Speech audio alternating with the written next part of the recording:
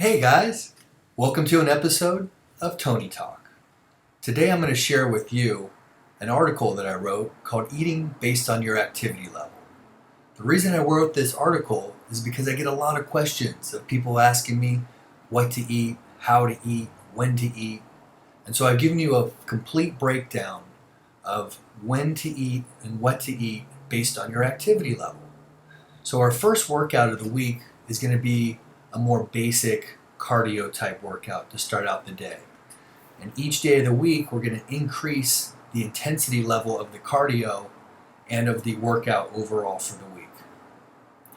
So in the beginning of the article, I give you an overview of what fats, proteins, and carbohydrates are, what the different types of sources are of those nutrients, and then in the article, what time of day to have those particular nutrients. From there, I go into what the target heart rate is and how to decipher when to have your heart rate at a certain rate per minute. So we'll get into all of that. Now, first of all, we've got to figure out what your target heart rate is. And so the way that we do that is to work a formula. Now, the formula is 220 minus your age. And that'll give us your maximum heart rate. Now there's a few different ways we can figure out this formula, but the most simplistic way is to take that number, your maximum heart rate, and we're going to take 70% and 85% of that number. Now that'll be the rate of speed that you would travel for optimal fat burning. I'm going to call that the fat burning zone. Now, depending on what you've had to eat for the day or even last night is going to decide what type of cardio we're going to do for the best results. So each day of the week, as I mentioned, we're going to have a different cardio program. The first one is going to be a low intensity cardio program, more either beginner rate, or if you have been carb depleting for one day or more, then you definitely want to start out in this manner. So like I mentioned, 220 minus your age gives you your maximum heart rate. I'm 40, just turned, so that means my maximum heart rate is 180 beats per minute. So now 70% and 85% would mean that my fat burning zone, or my target heart rate, is 126 to 153 beats per minute. Now, by exceeding 153 beats per minute, that's not to say that I'm hindering myself in any way. It's just that you can only burn so much fat in a given period of time. So the amount of fat burning will be the same if I exceed that number, but there's other ways that we can rev up the metabolism and increase the resting metabolic rate. And we'll get into that. So Monday's workout, we're going to start with walking, biking, or the elliptical. We're going to do that fasted, first thing in the morning. Now as part of this program, we're bringing in low carbs in the evening. We're going low carb and bringing the fats up because we still need calories in the evening. We just don't need the carbs. So now it would change this equation slightly if you were to do something like, say, carb up on pasta the night before. Then I might change the type of cardio you would do the following morning. I would have you do more of a high intensity cardio because you have those carb reserves still in your system. So the program that we're doing now, this is what I've been doing for the last 20 years, some formulation of this that I've fine-tuned little by little each and every year. All the photo shoots I've done, the competitions, you just get a little bit better at it, each one that you do. So we're going low intensity, and I want to keep my heart rate just below my target heart rate for this first workout of the week. Okay, the reason for that is we're going fasted and we've got no carbs in the system because it's a controlled amount of carbs that we're eating per day so that everything is being utilized as energy. So we're starting out that next day with little to no carbs in the system, so the performance level will be a little lessened. But that's okay because we're trying to burn fat. That's our goal. But we want to preserve the muscle. Last thing we want to do is to use muscle as fuel. If you're like me, I work really hard in the gym. I bust my ass. It's a lot of effort to build this lean muscle tissue. Everything has to be perfect. So the last thing that I want to do is use my muscle as fuel. Last thing I want to do. So if you follow these guidelines, you'll be able to lose body fat without losing muscle. So like I said, low intensity, 115 to 125 beats per minute. That's going to be the range that I keep my heart rate. The duration will be 45 to 60 minutes long. If I'm going low intensity and I do 20 minutes, it's not quite enough to see dramatic results. We want to make a transformation. We want to make a major change in a reasonable amount of time. We don't want it to take 6 months. We want to see changes quickly. That's what's going to keep us going. We need a long-term goal, and then we need some short-term goals. We need a yearly goal, a monthly goal, and even a daily goal. Set yourself up for success so you can be proud of yourself throughout the day, every day, just by following the program. So we've got 45 to 60 minutes, and one of the pros to doing this type of cardio is that you can burn the most fat with the least amount of energy output. So just by walking on the treadmill, you can burn body fat. So we're gonna start out at 6:30 a.m. I'm gonna have you take one shred capsule. This is my thermogenic. Those are my abs on the bottle. I use this when I'm dieting really hard. My calories are low, but my energy output is high.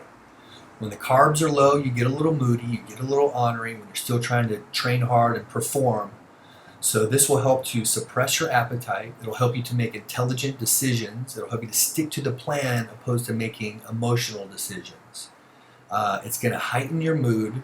It's going to just give you energy. It's going to make you want to work out. And it's going to help you to work out for longer.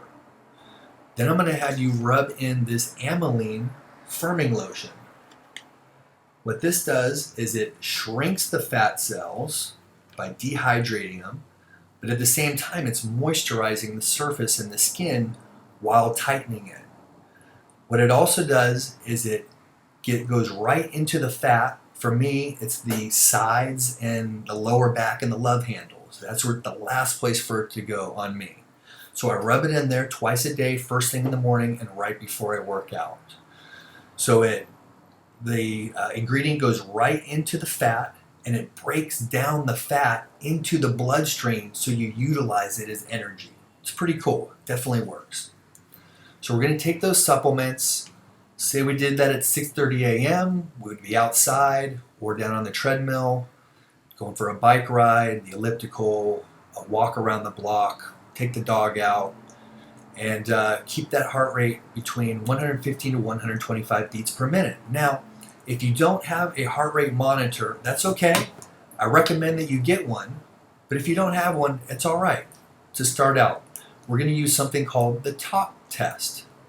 So the way you can find out if you're in your fat burning zone or your target heart rate is right when you get into that range. You'll notice that your breathing starts changing slightly. You start taking little breaths of air in while you're talking. But if you can speak freely without taking in those breaths of air, you know that you're below your target heart rate or that zone that we spoke of. So we want to keep it just below that zone because we are going no carbs in the system, no carbs the night before. So we want to keep that intensity level right at that point. Okay, it's the perfect point for this part of the program. So we're going to do that talk test so that we know where our heart rate is at. We're going to bring it up right till you start taking those breaths of air in. Bring it down just a notch, okay, so you can speak freely. So then we're going to have breakfast when we get back from that cardio session. So say we get back at 7:45, 1 hour later, and we have breakfast at 8 o'clock a.m. We're going to have a veggie egg white omelet with avocado, oatmeal, and fruit. So we've just got this combination of fats, carbs, and proteins. We've got some long-acting carbs like the oatmeal. We've got some fast-acting carbs like the fruit. It'll get right into your system. It'll give you brain function, energy, help you to feel good, and start out your day the right way. Okay, 3 hours after every meal, we're going to have a protein supplement or a protein snack. Now, 2 hours after every protein supplement or snack, we're going to have a meal. All right, so at 8 a.m., we're going to have the veggie egg white omelet. 2 hours later, at 11 a.m., we're going to have a protein shake, but not just any protein shake. We're going to have a plant-based protein shake for that particular meal at 11 o'clock. Now, I recommend all different types of protein for different times of the day, but the plant-based, the reason I'm recommending that at 11, here's some pros and cons to it. Now, the cons to it is the bioavailability isn't as high as, say, a whey protein shake. So the amount of muscle repair and recovery that you might get might not be as high as a whey protein shake, but it's a great source of fuel for your body, great source of energy, of nutrients, of macronutrients, micronutrients. And the way I look at it is when I open up my cabinet and I see all my different types of protein powder, I say, if I had to live on one of these protein supplements for a month, no food, just protein supplement to survive, to live, which one would I choose? I would choose the plant-based. All right, so then after that protein supplement, plant-based at 11 o'clock, we're going to have a meal 2 hours later at 1. That'll be white fish, brown rice, and green vegetables. It's going to be white fish because it's the lowest in fat and calorie. It's going to be brown rice because it's a good long-acting carb that's going to give us some sustained energy. And then we're going to have green veggies. Any kind of vegetable is good. It's great. But green veggies are the best if we're really going strict. So now we're going to have 3 hours after that is our next protein supplement. That's going to be a whey protein isolate concentrate blend. So we've got a fast-acting protein supplement and a moderate-lasting protein supplement. Now we're going to add some dry oatmeal to that protein shake for, again, sustained energy. Just sprinkle it right in, blend it up. You don't even taste it. And we want to make sure that that whey protein isolate concentrate blend is grass-fed whey. Very important. When you're taking in a supplement or a food on a daily basis, it has to not just taste good, but it has to be good for you. It has to be the most pure ingredients that we can get our hands on. After that protein shake, 1 hour later, we're going to do our workout, our resistance training, which would be chest and back supersets. Go from one right into the other. Now, we want to make sure that we stretch. Stretching is one of the most underrated things that there are. I mean, it helps to reduce pain and aches and tweaks in your body. You're less prone for injury. That tightness, and it just leads to your brain and your mind, and it gives you anxiety and stress. And if you can just release that stress, you just feel better. You hold yourself in a different way. You walk differently. It makes a big difference. So all I need is just a minimum of 5 minutes every day. 5 minutes. There's no reason you can't do that. And if you can't dedicate just 5 minutes of stretching, then what are you doing even looking at this video? Just take a hike. Beat it. You know? What are you doing? You're wasting your time. Take 5 minutes. Do a hamstring stretch. Do a torso rotation on the floor while you're watching TV before bed. Just a little bit every day makes a huge difference. I'm telling you. All right, so after that, we're going to do our stretching and then have another protein shake, our third protein shake, immediately after our workout and stretch. Now, this is going to be a protein isolate. An isolate protein, again, ideally grass-fed whey. And the reason we're going to have that is because it just shuttles right into your bloodstream, right to the muscle, and it begins the repair immediately. Now, I want you to have a banana with that protein shake. And the reason for that is insulin is the second most anabolic hormone that the body naturally produces. So if we can manipulate that insulin at the perfect time of day, like right after our weight training resistance workout, then you can promote an anabolic effect, so which is called anabolism. So we're going to have that protein and that banana right after the workout, and that's only going to last you 1 hour. Then it's time for a meal. So it's in your system quick and it's out of your system quick. And then that meal, we're going to go low carbs, no more carbs after that. but we can increase the fats just a little bit. So instead of having chicken or whitefish or something in the evening, we're going to have beef or bison or salmon, something a little bit more fatty in the evening because we need those calories still yet. So now let me tell you about that chest back workout. We're going to do incline dumbbell chest press, and we're going to alternate from the top of the motion. You want to make sure to press those shoulder blades back into the bench while you squeeze the chest, the upper chest, at the top of every motion. After that, stand up, grab those dumbbells, go right into it, bent over, dumbbell row. Okay, and that's going to work the lower lats. Really important to keep that back in the state of extension so that all the muscles in the back are contracting and working, and the back is strong, it's never rounding. Right after that, the second superset will be pull-ups, and then we're going to go right into dips. Our third superset will be barbell bench press, and then we're going to go right into T-bar row. Our fourth exercise superset will be the cable fly, and from there right into isolateral high row. So the high row angle, whether you do them same time or unilaterally. Number 5, we're going to do the incline dumbbell fly, and then finish with a standing cable low row. Okay, so I think that pretty much wraps it up. Let me look. We got the target heart rate. We got the alternating the meals with snacks. We got the eating the lean meats with carbs in the day, and then the fatty meats with no carbs in the evening. And then we've got the fruit right after weight training, and we've got the talk test. So those are Tony's tips for the day.